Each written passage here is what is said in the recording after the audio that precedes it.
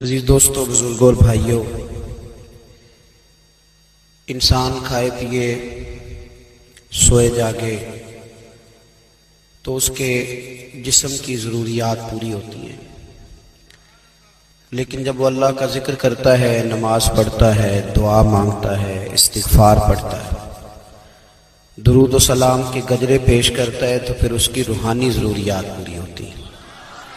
آج جس زمانے میں ہم وقت گزار رہے ہیں، لوگوں کی جسمانی ضروریات پوری کرنے کے لیے، غذائی ضروریات پوری کرنے کے لیے بہت سارے بندوبست کیے جا رہے ہیں، لیکن جتنا لوگ اپنی ظاہری ضروریات میں خود کفیل ہوتے جا رہے ہیں، اتنا ہی زیادہ وہ روحانی طور پر کمزور ہوتے جا رہے ہیں۔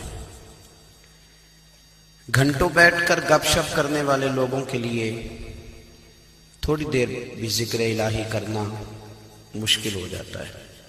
لمبی چوڑی باتیں کرنے والے، لمبے چوڑے دلائل دینے والے لوگ اور سمجھدار لوگ اور سیانے لوگ عبادت کے معاملے میں سستی کرتے ہیں، عمل کے مسئلے میں کمزور ہو جاتے ہیں۔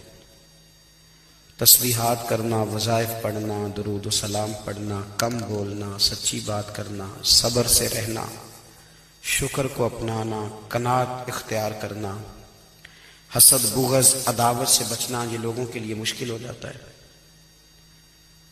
پھر اس کا نقصان یہ ہے کہ معاشرہ ایک عجیب سی بے سکونی اور بے قراری کا شکار ہے۔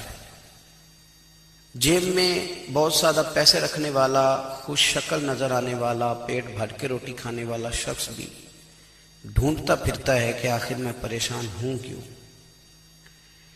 آپ انسانیت کی تاریخ پڑھیں گے تو آپ کو معلوم ہوگا کہ انسان نے کبھی پتھر کی پوجا کی، کبھی معاذ اللہ چاند سورج کی، درختوں کی، بتوں کی پوجا کی۔ معاذ اللہ یہ غلط ڈائریکشن پہ تو چڑھ گیا، لیکن ایسا نہیں ہے کہ کوئی بندہ دنیا میں آیا ہو اور کسی کی اس نے عبادت نہ کی ہو۔ اس لیے کہ اللہ تبارک و تعالیٰ نے جس طرح ہمارے جسم میں کھانے کی طلب رکھی ہے، پینے کی طلب رکھی ہے، سونے کی طلب رکھی ہے، اسی طرح اللہ تعالیٰ نے عبادت کے لیے طلب رکھی ہے جسم میں۔ یہ تو ہوا کہ انسان گمراہ ہو گیا، غلط رستوں پہ چل نکلا، اس نے جھوٹے معبودوں کی طرف معاذ اللہ توجہ کر لی، لیکن وہ کسی نہ کسی کے سامنے جھکتا رہا، چونکہ اس کے وجود میں طلب تھی، شوق تھا اسے کہ وہ عبادت کرے۔ اللہ تبارک و تعالیٰ جب مسلمان کو توفیق دے اور اللہ کی بارگاہ کی جانب وہ رجوع کرے، تو پھر اس کا رویہ یہ ہونا چاہیے کہ اس کی توجہ ہو اللہ کی جانب۔ ہمارے ہاں تسبیحات پڑھ لی جاتی ہیں اگر کبھی موقع ملے، لیکن وہ خاص انہماک، وہ خاص شوق، وہ خاص ذوق اللہ تبارک و تعالیٰ کی عبادت کا، ایک ہوتا ہے نماز پڑھنا، ایک ہوتا ہے اہتمام کے ساتھ نماز پڑھنا، یعنی ذرا وقت پہ اٹھنا، ذرا صحیح کر کے وضو کرنا، ذرا شوق سے مصلی بچھانا۔ ایک ہوتا ہے تسبیح پڑھ لینا، اور ایک ہوتا ہے ذرا تھوڑا سا نا شوق کے ساتھ اللہ کو یاد کرنا۔ آپ کبھی جو میں نے آیہ کریمہ پڑھی، اس کی آپ شان نزول دیکھیں۔ نبی کریم صلی اللہ تعالی علیہ وسلم کے نا کچھ صحابہ اللہ کی محبت کے شوق میں حضور کی بارگاہ میں حاضر ہوئے، اور انہوں نے آ کے عرض پتہ کیا کیا؟ عرض کرنے لگے، یا رسول اللہ صلی اللہ تعالی علیہ وسلم، سالوں بیت گئے ہیں سجدے کرتے ہوئے، حضور سالوں بیت گئے ہیں تسبیح پڑھتے ہوئے، سالوں بیت گئے کہتے ہوئے کہ سبحان اللہ وہ پاک ہے، ہمیں سالوں بیت گئے یہ کہتے ہوئے کہ اللہ اکبر وہی سب سے بڑا ہے، سالوں بیت گئے کہتے ہوئے کہ الحمدللہ ساری تعریفیں اللہ کے لیے، سالوں بیت گئے اس کی تسبیح کرتے، تحلیل کرتے، تکبیر کہتے۔ حضور اب نہ ہمارا اپنے رب سے ملنے کو جی چاہتا ہے، کبھی اے حقیقت منتظر نظر آنا لباس مجاز میں، لاکھوں سجدے تڑپ رہے ہیں میری جبین نیاز میں. اور اقبال کہنے لگے کہ تیرے عشق کی انتہا چاہتا ہوں، تو میری سادگی دیکھ کیا چاہتا ہوں. میرا ذرا سا تو دل ہے مگر شوخ اتنا، میں وہی لن ترانی سنا چاہتا ہوں. میرا بھی دل کرتا ہے کہ اللہ میں تجھے کہوں میں تجھے دیکھنا چاہتا ہوں جس طرح حضرت موسیٰ کلیم علیہ السلام نے کہا تھا، اور تو مجھے کہے کہ لن ترانی تو نہیں دیکھ سکتا. ذرا سا تو دل ہے مگر شوخ اتنا، میں بھی وہی لن ترانی سنا چاہتا ہوں. پھر کہنے لگے بھری بزم میں راز کی بات کہہ دی، بڑا بے ادب ہوں سزا چاہتا ہوں. دیکھو سب لوگوں کے بیچ ہی میں نے یہ کہہ دیا. میرے عزیز صحابہ نا شوق میں کتنے سارے لوگ ہیں، آپ کتنی ماشاءاللہ بڑی تعداد میں آپ آئے. ہم بھی کبھی اس شوق میں گئے ہیں کہ ہمارے رب کو دیکھنے کو دل چاہتا ہے، ہمارا جی چاہے وہ کبھی ہمیں ملے، ہم کبھی اس کی زیارت کریں، اس کی بارگاہ کرم میں ہم حاضر ہوں. صحابہ نے عرض کیا یا رسول اللہ صلی اللہ تعالی وسلم ہمارا رب کہاں ہے؟ ہمارا نا اپنے رب کو دیکھنے کو جی چاہتا ہے. جب صحابہ نے یہ عرض کیا تو اللہ نے قرآن مجید نازل کیا، فرمایا وَإِذَا سَأَلَكَ عِبَادِي عَنِّي فَإِنِّي قَرِيبٌ. محبوب جب میرے بندے آپ کی بارگاہ میں آ کے میرے بارے میں پوچھے نا تو ان سے کہہ دینا میں ان کے قریب ہی ہوں، قریب ہی ہوں. دلیل کیا ہے؟ اذا دان، یہ جب بھی مجھ سے دعا مانگیں گے میں ان کی دعاؤں کو قبول فرماؤں گا. میں ان کے قریب ہوں، میں ان کے قریب ہوں. یہ جب بھی دعا مانگیں گے نا میں قبول کروں گا، میں ان کے قریب ہوں. اللہ تبارک و تعالیٰ کے بندے اللہ سے محبت کرتے، رب کی بارگاہ میں جھکتے، اس کو اپنے دکھ سناتے، اس کے پیارے محبوب صلی اللہ تعالی علیہ وسلم کا وسیلہ لے کے اس کے حضور حاضر ہو جاتے، پیشانیاں سجدوں سے روشن ہوتی. ہم نا ہر چیز کے لیے وقت نکالتے ہیں، ہر چیز کے لیے، لیکن عبادت کے لیے وقت نہیں نکالتے. ہر شے آباد ہے، ہر شے. ہماری فیس بک بھی آباد ہے، واٹس ایپ بھی آباد ہے، ہمارے ٹویٹر بھی آباد ہیں، ہماری ہر چیز آباد ہے. سب سے کم آباد ہمارا مصلی رہ گیا ہے، سب سے کم. وہ لوگ اب ڈھونڈنے سے ملتے ہیں جن کی بغل میں مصلی ہوتا تھا. میرے بھائی آپ کتنا کو دنیا کے پیچھے بھاگو گے تھکا دے گی، کتنا دولت کے پیچھے بھاگو گے تھکا دے گی. آپ جب اپنی زندگی میں جمع تفریق کرو گے نا تو مرتے وقت احساس ہوگا کہ سارا کچھ تو لوگوں کے لیے کیا، اپنے لیے تو کر ہی کچھ نہیں سکے. اور ہم عبادت کے معاملے میں بہانے بازی بھی کرتے ہیں. ہم کہتے ہیں اوہو رزق کمانا بھی تو عبادت ہی ہے نا، تو میں حلال روزی کے لیے جا رہا ہوں، یہ بھی تو عبادت ہے نا. میری طرح کے لوگ کہہ دیتے ہیں کہ میں سویرے اٹھ کے مدرسے میں کچھ اسباق دیکھتا ہوں تو یہ بھی تو عبادت ہے. میں بیان کرنے کے لیے مطالعہ کرتا ہوں تو یہ بھی تو عبادت ہے نا. اتنے لمبے سفر کر کے ملک میں دنیا میں گھومتا ہوں تو یہ بھی تو میں عبادت ہی کر رہا ہوں. اب اسپیشل نفلوں کے لیے وقت کس طرح نکلے، اسپیشل کر کے تسبیح میں کیسے چلاؤں، میں سارا کچھ ہم بہانے بنا لیتے ہیں نا. میرا سوال یہ ہے کہ یہ ساری باتیں صحابہ کو، نبی کریم کو، دیگر لوگوں کو بھی تو پتہ تھی نا. لیکن آپ غور تو کریں، 23 سال حضور کو وقت ملا، مختصر وقت ظاہراً تبلیغ کرنے کے لیے. پوری دنیا میں دین بھی پھیلانا ہے. گھر میں 11 ازواج ہے، 4 بیٹیاں ہیں، ان کی اولادیں، سارے کام کاج بھی دیکھنے. لیکن سیدہ طیبہ طاہرہ حضرت عائشہ صدیقہ رضی اللہ تعالیٰ عنہ فرماتی ہیں سارا دن تبلیغ کرتے، ہر غلام کے دکھ سنتے، گھر میں آتے تو اپنے گھر والوں کا خیال کرتے، کام میں ہمارا ہاتھ بٹاتے. قربان جاؤں، کہتی ہیں زمانہ سارا سو جاتا لیکن آمنہ کے لال مصلی بچھا لیتے. دنیا سو گئی، ساری سب سو گئے، جو خدام تھے، وہ جو غلام تھے وہ سو گئے. صحیح مسلم میں لفظ ملیں گے، سیدہ پاک فرماتی ہیں او میرے نبی کے غلاموں، میں نے یہ رنگ بھی دیکھا ہے کہ حضور نے اتنا کھڑے رہے، اتنا قیام کیا، اتنا قیام کیا کہ مقدس پیروں میں ورم آ گئے، سوج گئے پیر. اتنے بڑے دل پہ ہاتھ رکھ کے نہیں بتا سکتا کہ میرے کبھی نماز میں پیر سوج گئے، کوئی نہیں بتا سکتا. بچوں کی روٹی کماتے تھک گئے بات الگ ہے، ہم سیر کرنے گئے تو تھک گئے بات الگ ہے. لیکن عبادت میں یہ بھی تو مسلم شریف ہے نا، یہ بھی تو دین ہے نا، یہ بھی تو حضور کی سنت ہے، یہ بھی تو وہ چیز ہے جو کریم کی آنکھوں کی ٹھنڈک ہے۔ سیدہ فرماتی ہیں پیروں میں ورم آ گئے، اور ساری رات ہی حضور نے نماز پڑھی اور ایک ہی آیت بار بار دہرائی۔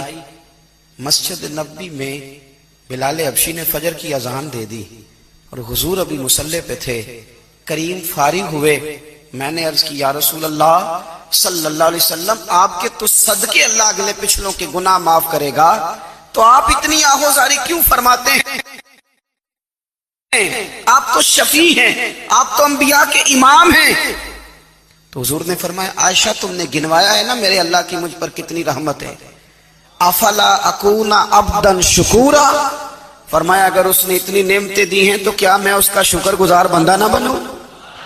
میں شکر گزار بندہ نہ بنوں اس کا؟ پھر اگر اتنی نعمتیں اس نے دی ہیں، مجھے اتنا نوازا ہے، تو پھر میں اس کے سامنے سجدے نہ کروں؟ او میرے بھائی، بڑے قابل فخر لوگ ہیں ہم کہ ہم نبی پاک کے غلام ہیں، ہم قابل فخر ہیں کہ نبی کریم کے غلام ہیں۔ کیا کبھی اس غلامی کے شکرانے میں بھی 2 نفل پڑھے کہ یا اللہ تیرا شکر ہے تو نے ہمیں حضور کا غلام بنایا؟ یاد رکھیں کہ اپنی روحانی زندگی کو آباد کریں، استغفار پڑھیں، تسبیحات کریں۔ حضرت عبداللہ ابن عمر رضی اللہ تعالیٰ عنہ حضرت عمر کے صاحبزادے، مکہ مکرمہ میں ان کی قبر ہے۔ میں نے جب انہیں پڑھا تو مجھے ان سے بڑا پیار ہو گیا، لیکن آپ کو پتہ ہے وہاں جا کے کسی شخص کا مزار تلاش کرنا یا پوچھنا ایک مشکل کام ہوتا ہے۔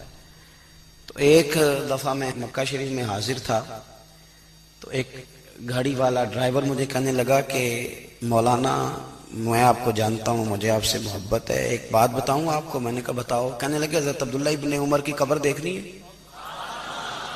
میں نے کہا یہ تو نہیں کہہ رہا، یہ کسی نے بندوبست کرایا ہے، یہ اللہ نے تیرے دل میں بات ڈالی ہے، یہ ہو گیا تو لے چل مجھے۔ حضرت عبداللہ ابن عمر کو نبی پاک نے فرمایا تھا راجل صالح، یہ نیک بندہ ہے، یہ متقی آدمی۔ حضرت عبداللہ ابن عمر رضی اللہ تعالیٰ عنہ سیدنا فاروق اعظم رضی اللہ تعالیٰ عنہ کے صاحبزادے ہیں، اور ان کی ہمشیرہ سیدہ حفصہ رضی اللہ تعالیٰ عنہ حضور کی زوجہ محترمہ۔ ایک دن اپنی ہمشیرہ سے کہنے لگے کہ نبی کریم صلی اللہ تعالیٰ علیہ وسلم گھر میں آئے نا، اور اگر حضور غم امت میں پریشان نہ ہوں، طبیعت کو حشاش بشاش دیکھو، تو ذرا پوچھنا تو صحیح حضور کا میرے بارے میں کیا خیال ہے، پوچھنا تو صحیح کہ کریم کی بارگاہ میں میرا کیا مقام ہے، میرے بارے میں حضور کیا فرماتے ہیں۔ اب بہن کو کام بتائے اور بتائے بھی بھائی، اور پھر بہن وہ کام نہ کرے، یہ تاریخ میں ہوتا نہیں۔ حضرت عمر فاروق رضی اللہ تعالیٰ عنہ کی صاحبزادی ام المومنین رضی اللہ تعالیٰ عنہ فرماتی ہیں کہ میں تو بس منتظر تھی، انہوں نے تو کہا تھا نا کہ اگر تم حشاش بشاش دیکھو تو بات کرنا، لیکن حضور تشریف لائے، میری باری تھی، میرے گھر تشریف لائے، کھانا پیش کیا تو فوراً میں نے عرض کی حضور ایک بات پوچھنی تھی۔ تو حضور نے فرمایا پوچھئے۔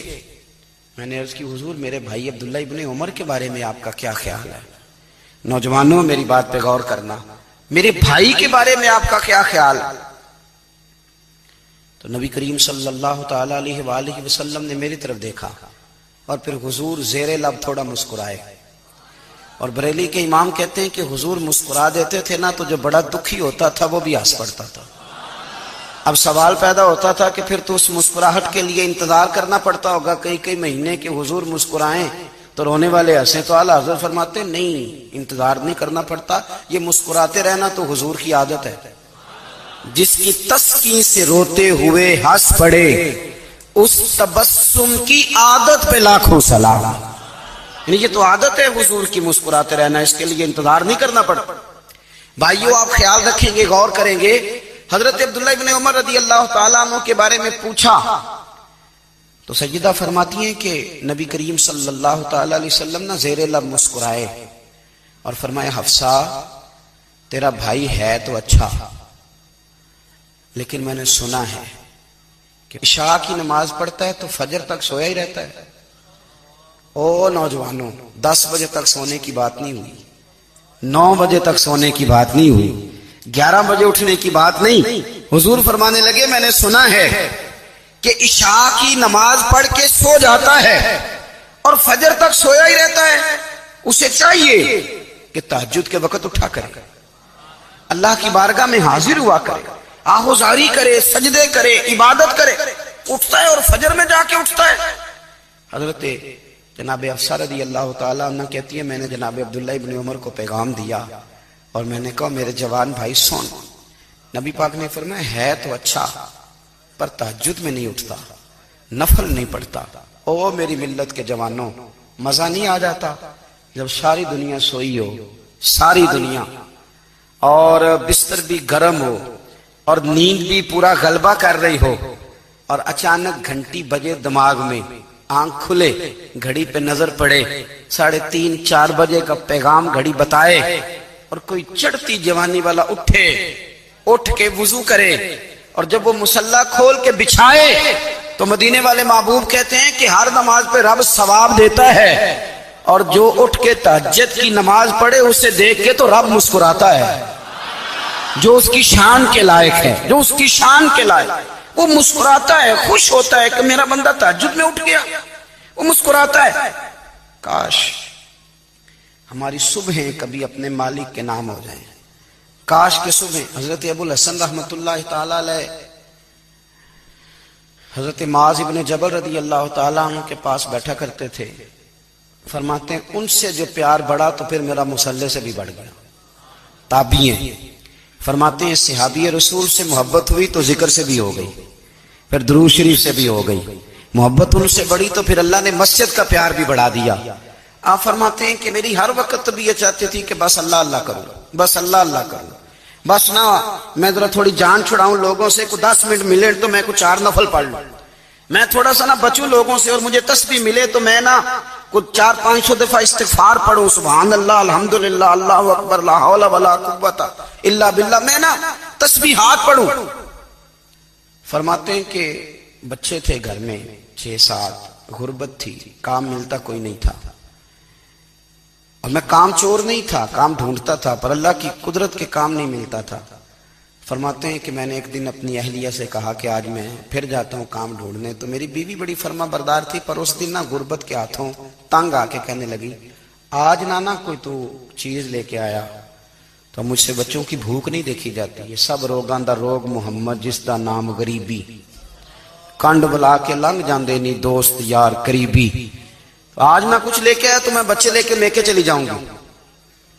شیخ فرماتے ہیں کہ میں بڑا پریشان گھر سے نکلا، پر میں نے صبح سے لے کے زور تک کام ڈھونڈا، کام ملا کوئی نہیں، تو میرے دل میں خیال آیا چلو کام نہیں ملتا تو اللہ اللہ تو کرے نا، چلو بندوں کی مزدوری نہیں ملتی تو رب کریم کی عبادت ہی کرتے ہیں۔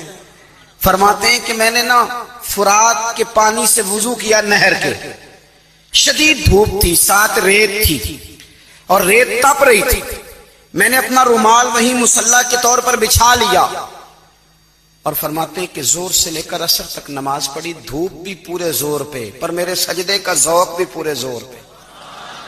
فرماتے ہیں سورج بھی چمک رہا ہے اور رب کی عبادت کا ذوق بھی پورے زور پہ، میں سجدہ کروں تو پھر میرا اٹھانے کو جی نہ چاہے۔ میرے استاد لکھا کرتے تھے، یہ ان کا شعر ہے، وہ کہا کرتے تھے مجھے سوز دے، مجھے ساز دے، اور مجھے نیم شب کا نیاز دے، دم سجدہ خود کو میں توڑ دوں، مجھے ایسا ذوق نماز دے، اور میں تیری بہار کا پھول ہوں، میں کھلا بھی ہوں تو تیرے لیے، مجھے میری شاخ سے توڑ لے، مجھے اپنی زلف کا ناز دے۔ بھائی فرماتے ہیں کہ عصر تک میں نے نفل پڑھے، دل ڈھلنے لگا، عصر کی نماز پڑھی اور میں وہاں سے چلا۔ اب میں جب نکلنے لگا تو دل میں خیال آیا کہ چھوٹی چھوٹی دیواریں ہیں گھر کی، بغیر کچھ لیے جاؤں گا تو بیوی دور سے دیکھے گی تو شور کرے گی کہ پھر خالی ہاتھ آ گیا ہے۔ کہتے میں نے اپنے اسی رومال میں جس میں میں نے نماز پڑھی تھی نا، رومال میں کی عقیدہ پنجابی جی صافہ کہتے ہیں، اسی میں نا میں نے کچھ ریت بھر لی کہ وہ دور سے دیکھے گی تو سمجھے گی کچھ لے کے آیا ہے، چلو جا کے اسے بتا دوں گا کہ آج پھر مزدوری نہیں ملی۔ کہتے ہیں وہ ریت لے کر جب میں گھر میں گیا تو پہلے بیوی دروازے پہ کھڑی ہوتی تھی، پوچھتی تھی خالی ہاتھ آ گئے ہو؟ آج میں نے دیکھا تو ہے ہی کوئی نہیں۔ فرماتے ہیں میں اندر داخل ہوا، سلام لیے، کونے میں میں نے وہ رومال رکھ دیا اور میں نے آواز دی کہ بھلی مانس کہاں ہو؟ تو وہ کہنے لگی آپ منہ ہاتھ دھو لیں، میں روٹی لے کے آئی۔ میں نے کہا روٹی کہاں سے آ گئی؟ یہاں تو کئی دنوں کے فاقے، تو کئی دنوں کی غربت ہے، یہاں تو اس گھر میں تو فقیری ہے۔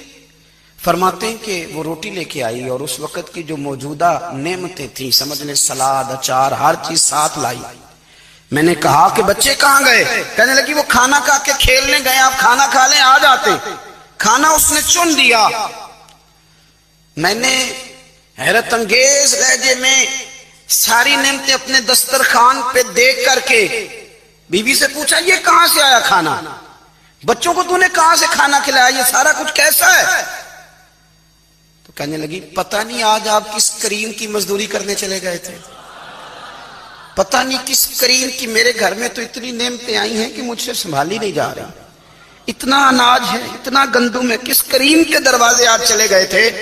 یہ کہتے کہتے وہ اٹھی اور اٹھ کر کے کہنے لگی پہلے بڑا کچھ آیا تھا، اب کیا لے آئے؟ اور جا کر کے نا اس نے وہ ریت والا رومال کھولا، کہنے لگے میں تو لے کے آیا تھا ریت، تو میرے رب نے اسے بھی سونے اور ہیرے بنا دیا تھا۔ جب آپ کی توجہ اللہ کی جانب، میرے نبی پاک صلی اللہ تعالی علیہ وسلم نے فرمایا ہر چیز اپنے رب سے مانگ، ہر چیز مانگ، ہر چیز مانگ۔ یا رسول اللہ کیا کچھ؟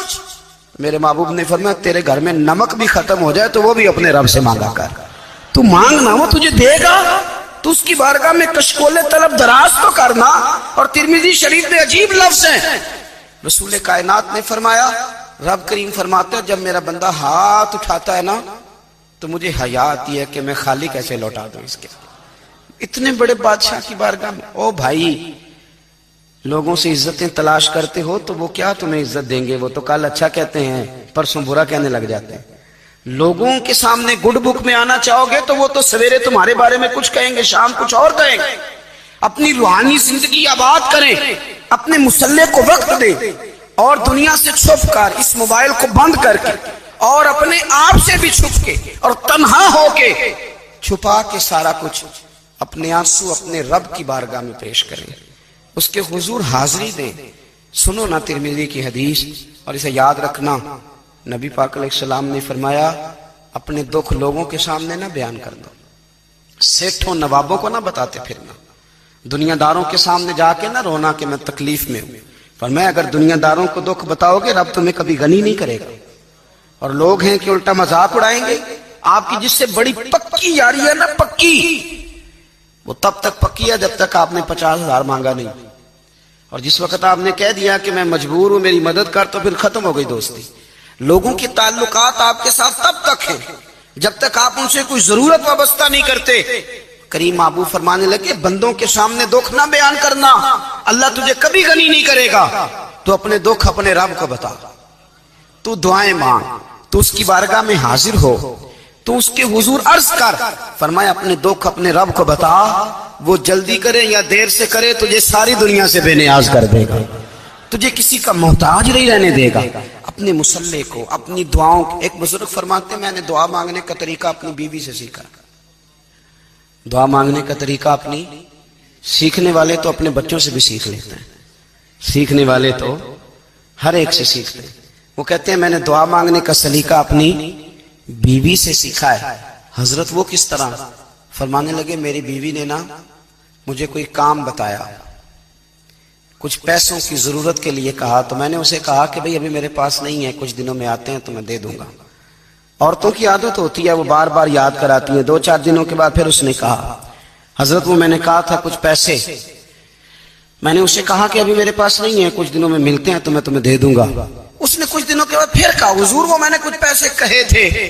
فرماتے میں نے ڈانٹ دیا، میں نے کہا کہ کیا تو روز مجھے شرمندہ کرتی ہے، کہا نا میرے پاس نہیں ہے، ہوں گے تو دے دوں گا، تو روز یاد کراتی ہے۔